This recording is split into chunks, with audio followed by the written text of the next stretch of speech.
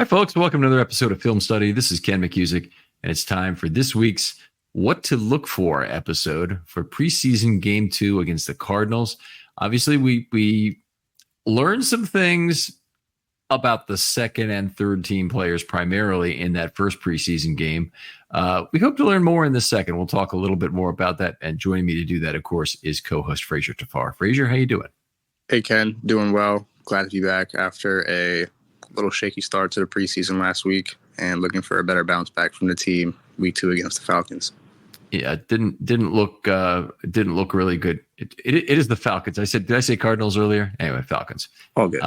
Yeah, all right. But in any case, we'll start. Do you want to start offense or defense? Whatever it is, bring up your first point. Let's go defense first, and we'll start off right with the meat and bone of what was going on last week. Can the defensive line have better point of attack defense when stopping the run? I think last week we saw some of our key players get pushed back on double teams and just getting not really gashed because they weren't giving up a lot of average per yard runs, but just consistent runs were a problem last week. So just trying to see if we can fill up those gaps and try and stay maintained in our gap scheme. Yeah, a lot of problems against the run in terms of consistency of that Eagles offense. It was one of the highlights of my article this last week. So if you look at 3.8 yards per carry, you think, oh, good, we should win that game. And then you see they had a long of 9 yards, which is also good.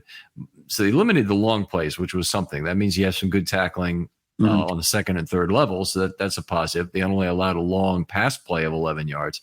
That defensive line tremendously overworked. And more than anything, they got lots of 1 and 2 versus 3 matchups.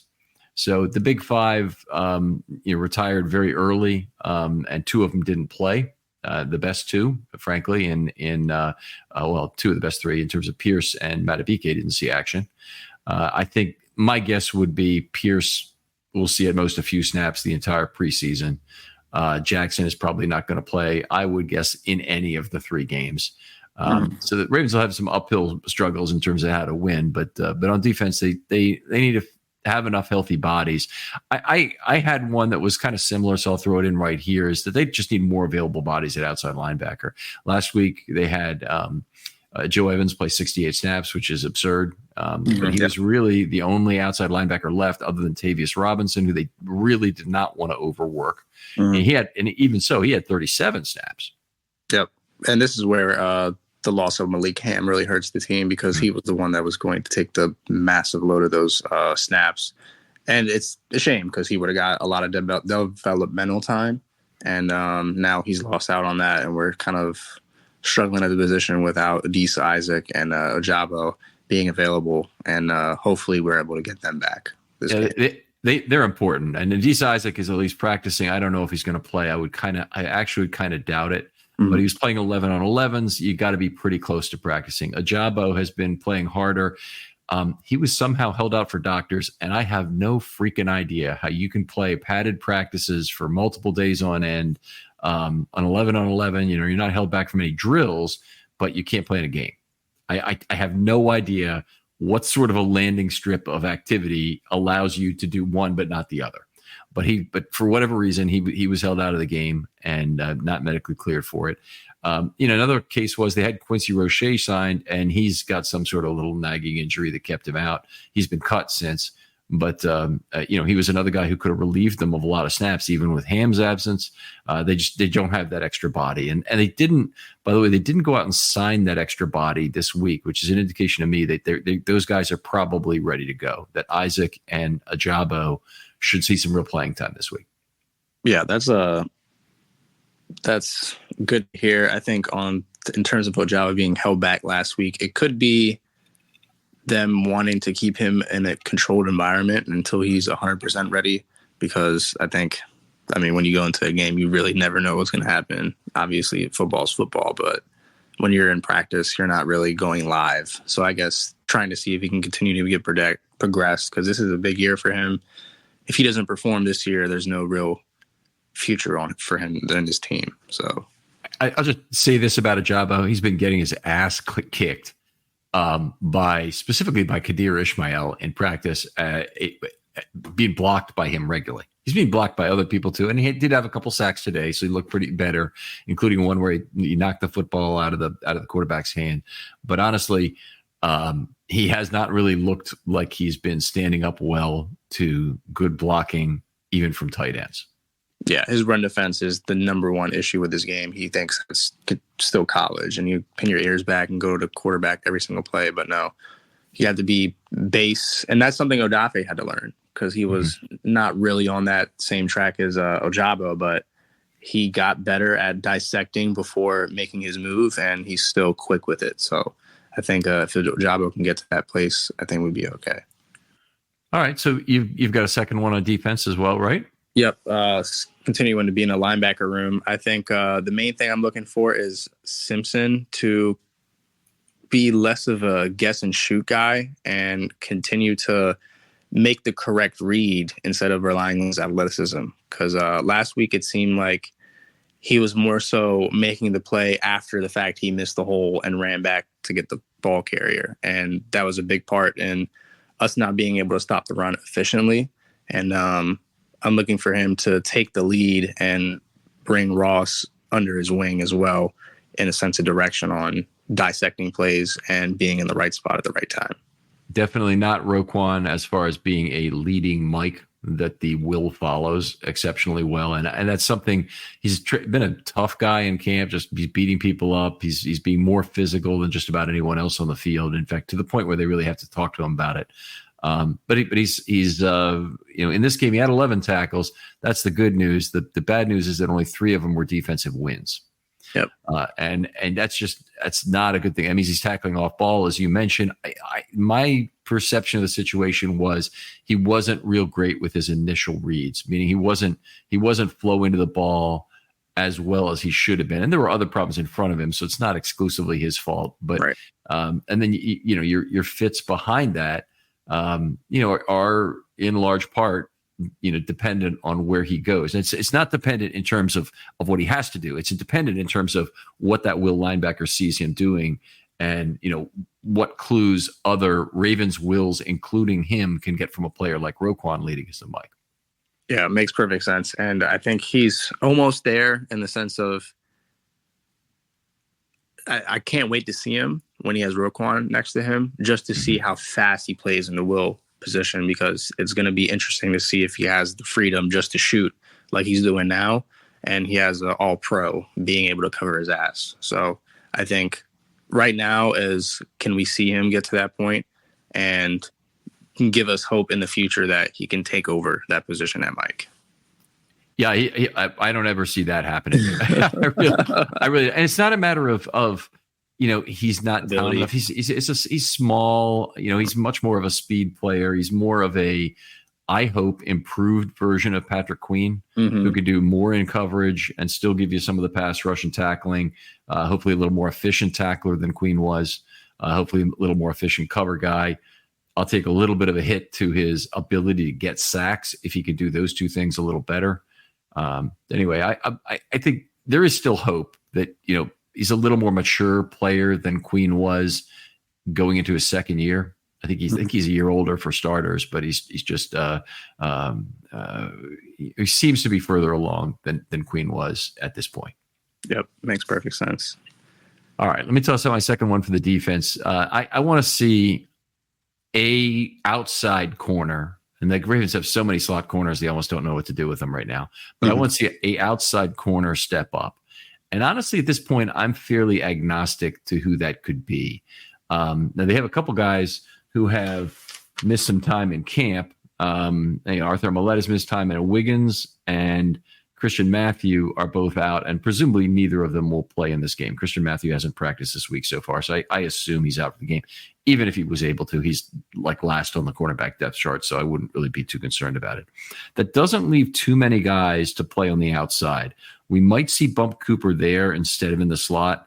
Trayvon Mullen and TJ Tampa are not back yet, but they started today to work on positional drills. Okay, that's what I was going to ask you. Yeah, I don't think either of them is going to make it back for the game on Saturday. So basically, this game is probably the most important game to date of JAD's career. Yeah, he's going to have a chance against the Falcons offense and some quarterbacks who can sling it. They drafted 87 guys. They have a bunch of quarterbacks anyway, including the last guy in might be Penix. Yeah, and that's a reasonable challenge for him. He had a pass interference play in his first game. Doesn't really. There is so much crap floating around the coverage of camp in terms of how well JAD's played. People are willing to basically repeat whatever the coaches say about how well he's played. And he's made a couple of plays, don't get me wrong.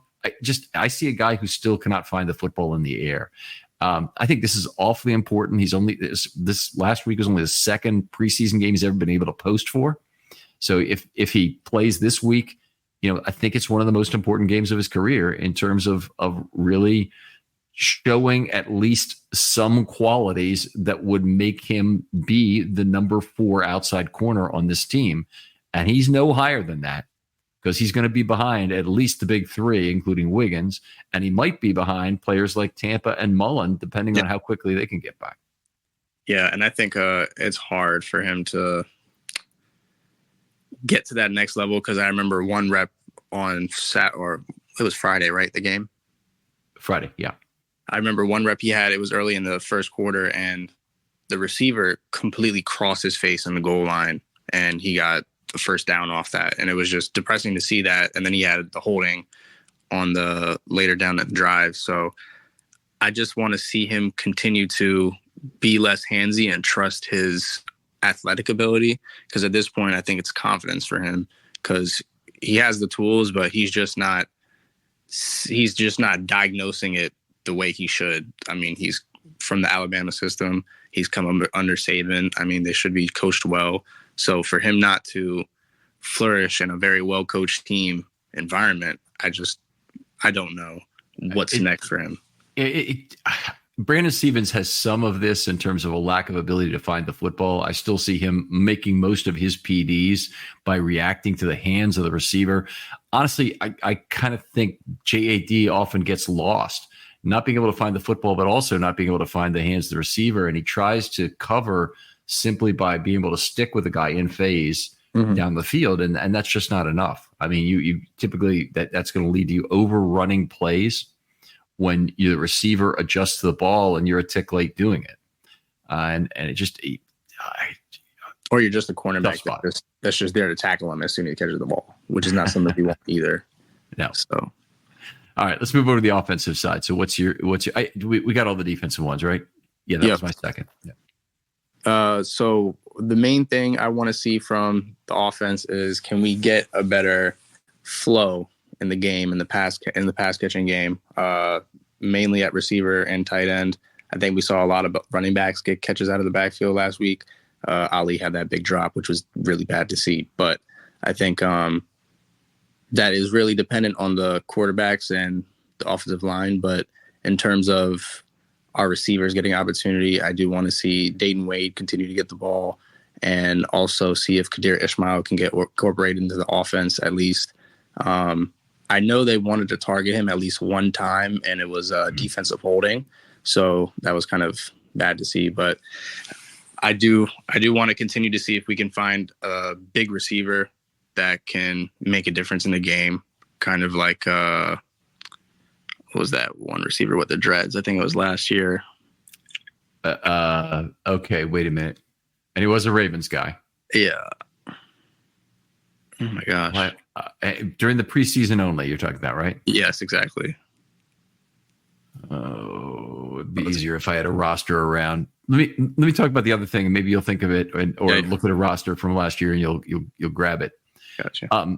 You mentioned the two other things you'd have to get better with it. Obviously, the offensive line protection was very shaky this last week, and part of it was because the offensive line backing was genuinely bad, and they were allowing the cone to be regularly impeded for both Johnson and Leary. But then the ATS opportunities that did arise, both quarterbacks found a way to throw them away.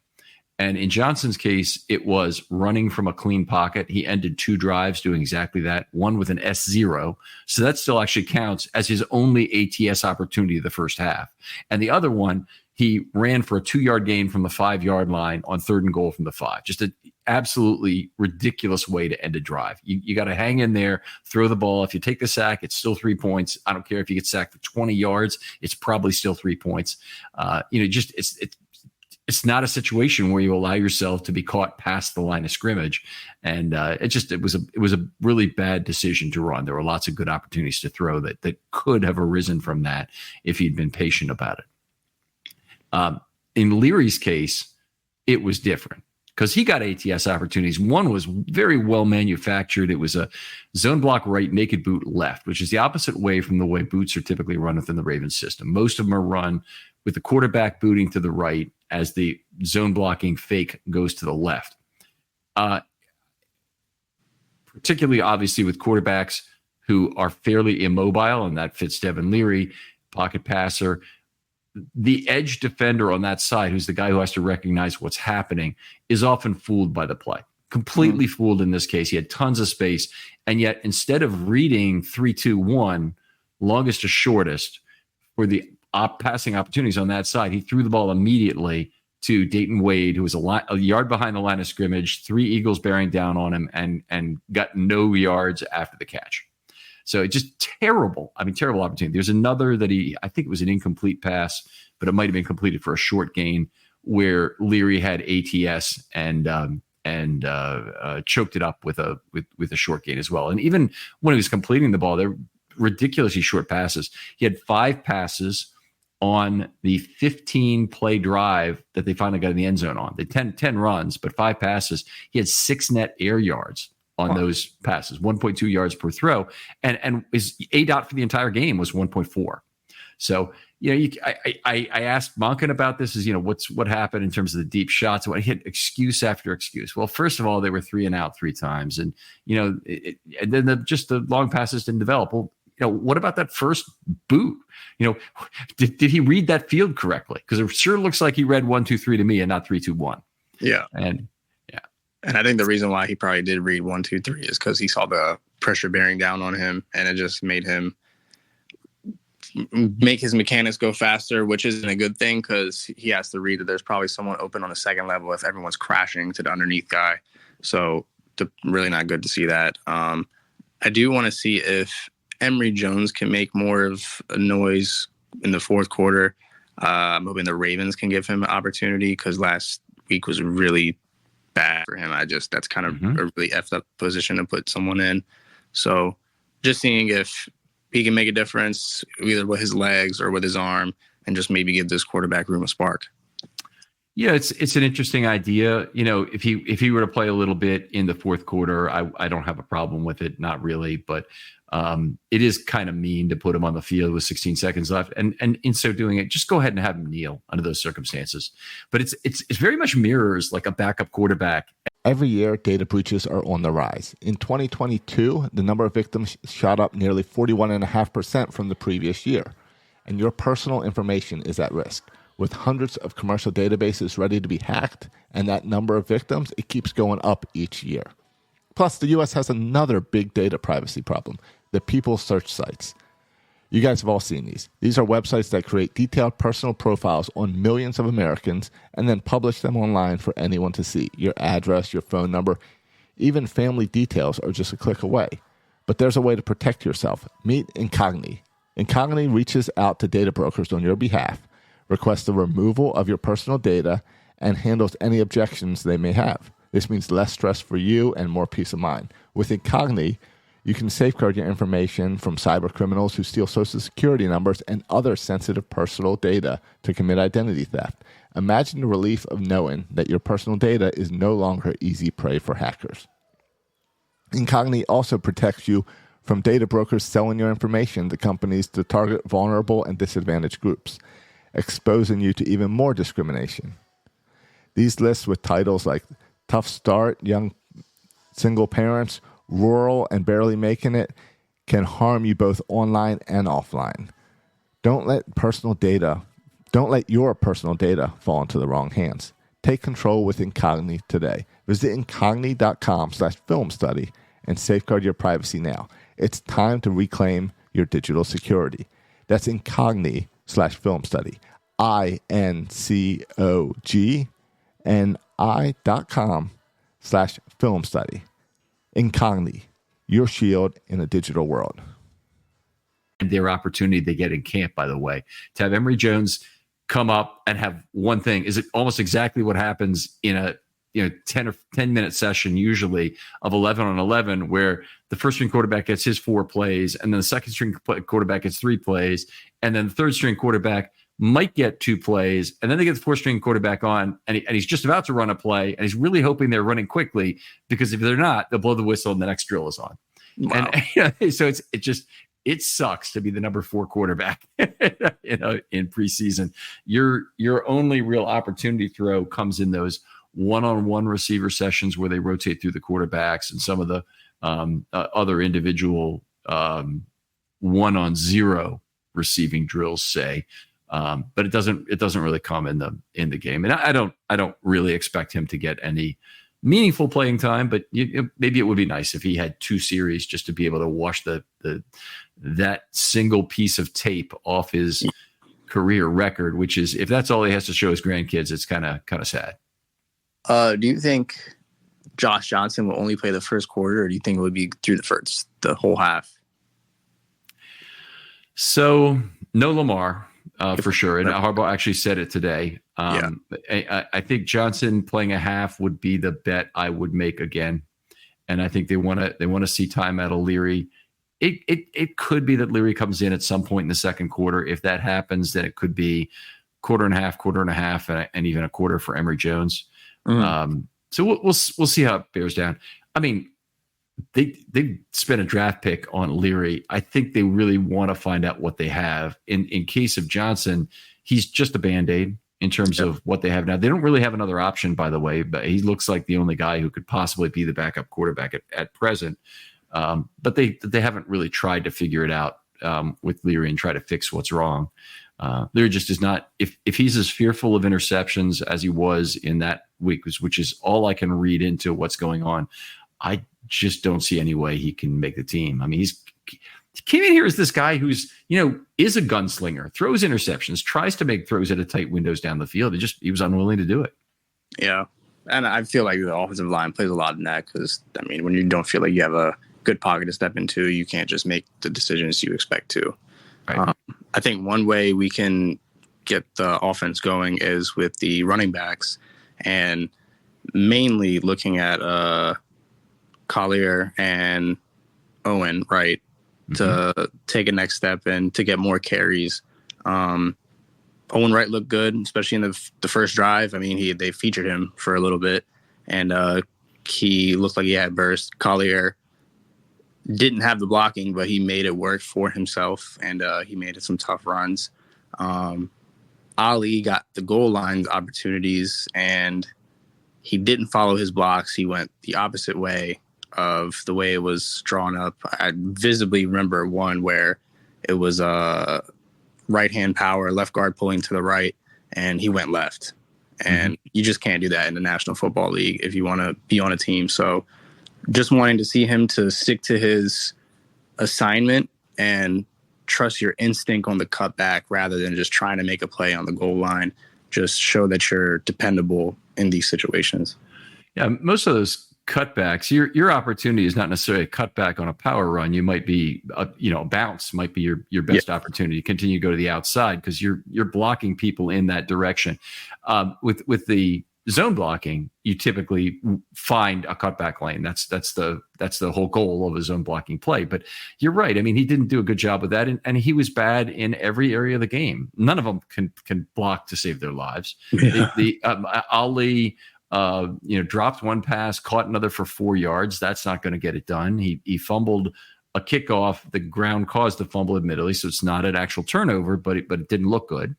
For special teams purposes. And of course, he ran the ball 10 times for 26 yards with a long of 5. So yeah, there were problems on the offensive line. And I think there's a lot of problems in Ali's. I would call his talk kind of patient. and maybe the style, I thought when Collier came in particular, he very much demonstrated that the best style with the Ravens offensive line and the Eagles front in this game was probably to be less patient and just stick your head in wherever you needed to. Yep, exactly. And was he the one that Ali talking about that had the pass pro where he cut the linebacker, but the linebacker just popped right back up, and I think he might have affected the throw? I'm not sure which one that was. I know the play you're talking about. I'm going to try and find it in my notes right now for the defense. But it was everybody that played running back for the Ravens in that game had bad pass blocking reps. So it's not like I'm going to be able to only point out to that. You can only point to Ali in this game. Let me see what I'm saying here.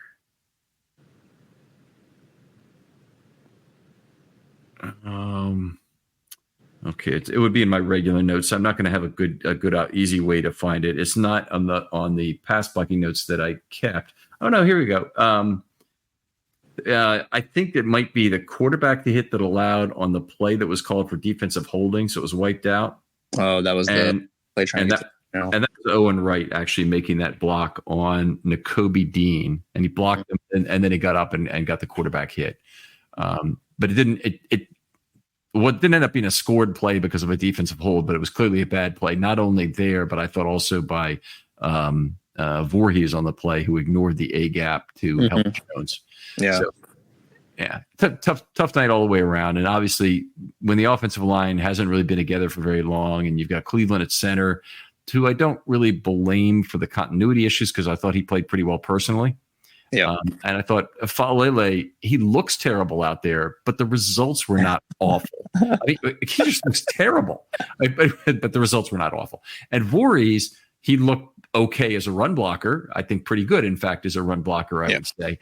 He just was unbelievably bad in terms of his anchor in this game. And anytime, for any position, doesn't matter whether you're a center guard or tackle, pass blocking is your first responsibility in the NFL. You've got to be good at that, and that's where the very severe game-losing errors occur.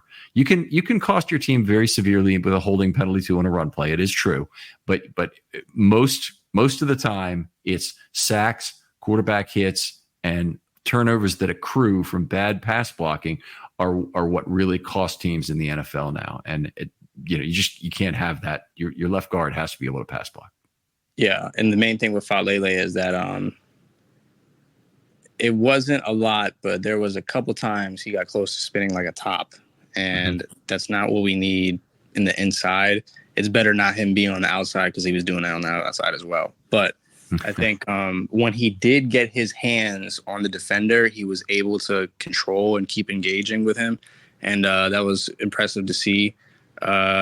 First play of the game they ran was a power with him pulling to the left. He pretty much just tackled the guy, but he got the block, but it was okay.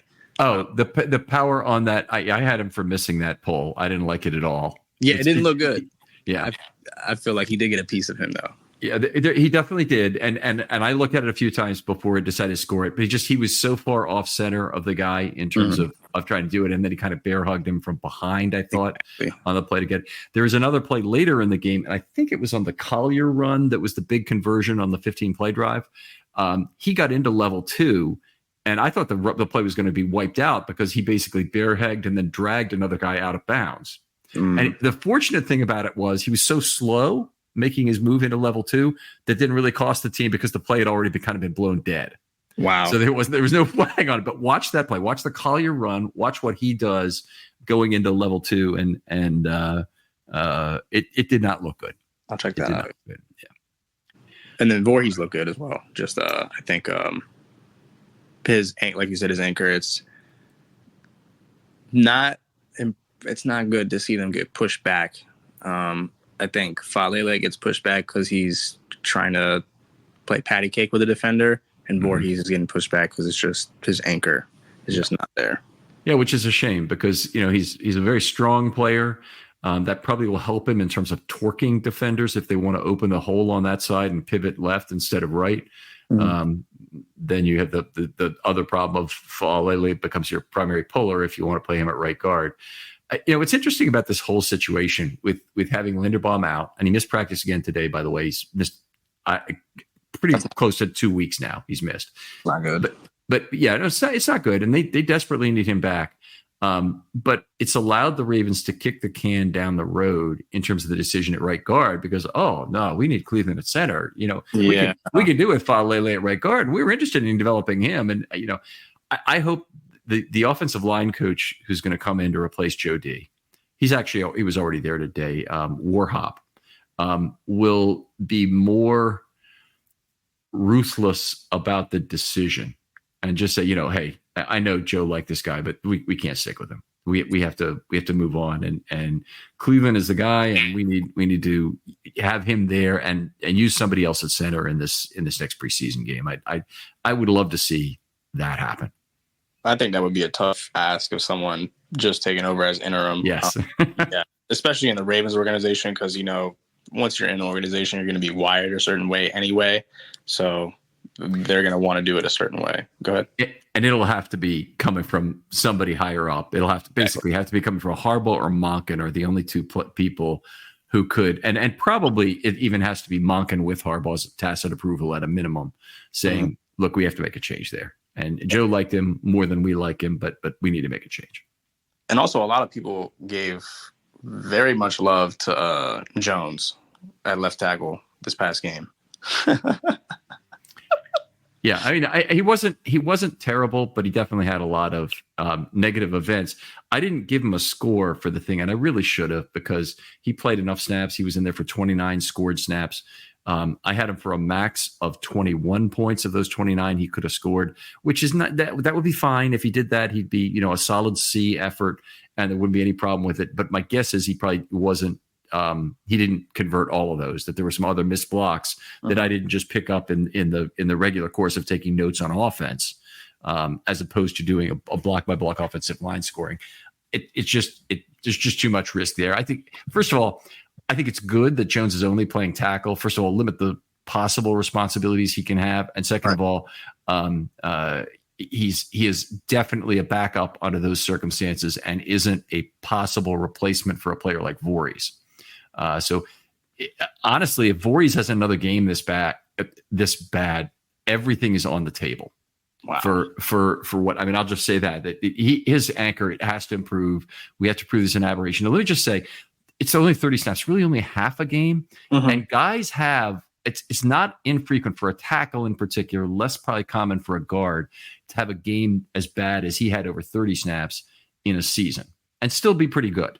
Like Kevin Zeitler had some D games at the beginning of last year where he wasn't good. And Marshall Yanda almost never had a game this bad, basically in the last 5 years of his career or so, I'll say. But there's been other guards who have.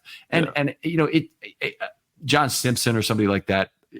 Actually, Simpson was very consistent. He always got D's. He didn't really have any fall off the table games like this. This was bad. I mean, he's about 21 points away from a passing grade at guard. And that's awfully far.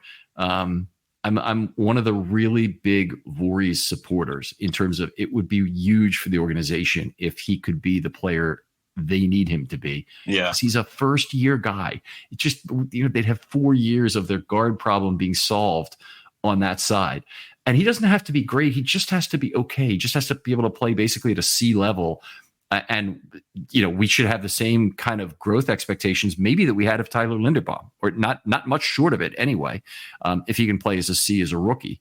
But I'm very concerned with this first effort and where he goes in the second game. So with that being said, do you think Tayshaun Manning has wrapped up the right guard backup spot?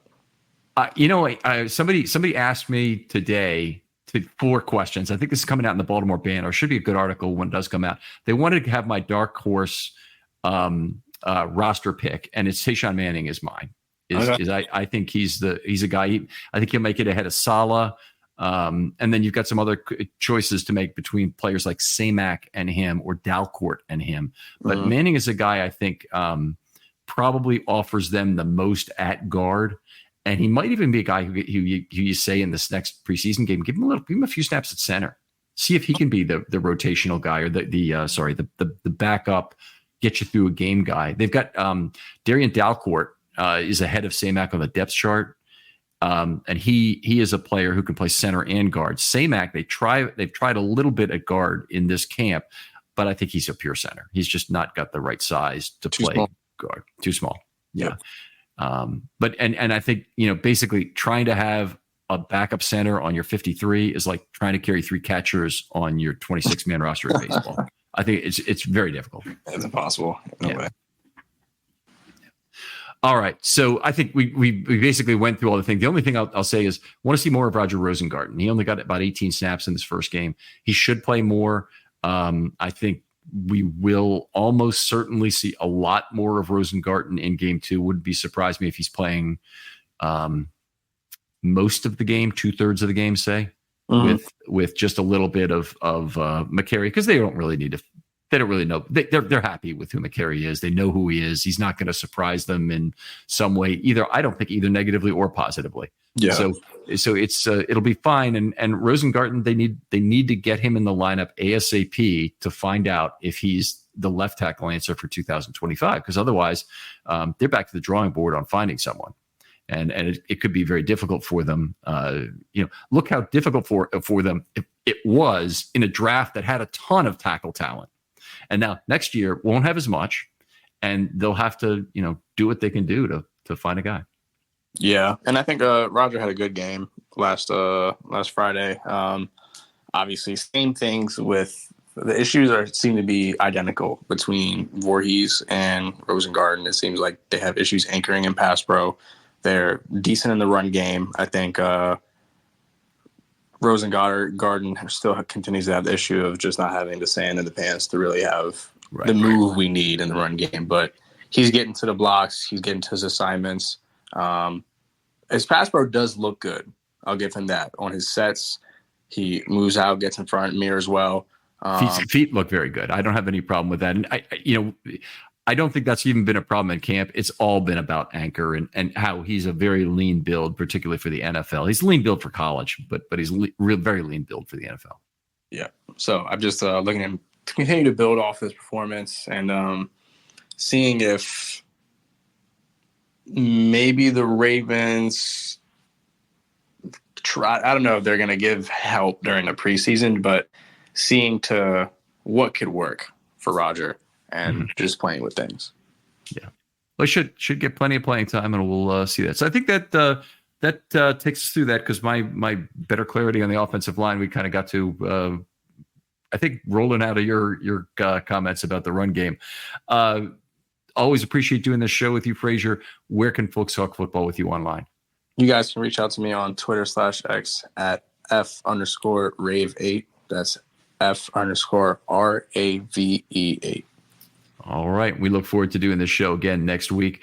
Other folks out there, if you'd like to do a film study short, hit me up. DMs are always open on Twitter. If you'd like to be a friend of the show and give us a short review, 5-star review, of course, we really appreciate it. Otherwise, if you're listening on YouTube, like and subscribe or subscribe to the podcast. We always appreciate that. Tell a friend about the podcast if you really want to support the show in other ways. Thanks very much for listening.